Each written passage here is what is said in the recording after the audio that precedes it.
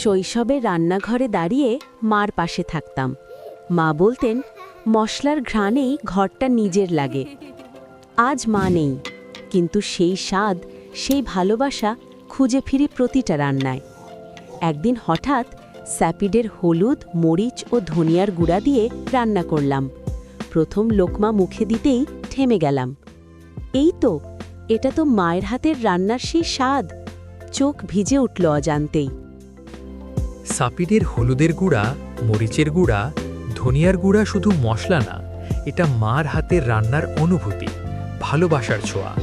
কারণ এর প্রত্যেকটি উপকরণ বাছাই করা হয় অত্যন্ত সতর্কতার সাথে। এরপর স্বয়ংক্রিয় মেশিনের মাধ্যমে কয়েক ধাপে পরিশুদ্ধ করে তৈরি করা হয় আমাদের সাপিডের হলুদ, মরিচ ও ধনিয়ার গুঁড়া। সাপিড, প্রতিটা ঘ্রাণে ফিরে আসুক মার স্মৃতি।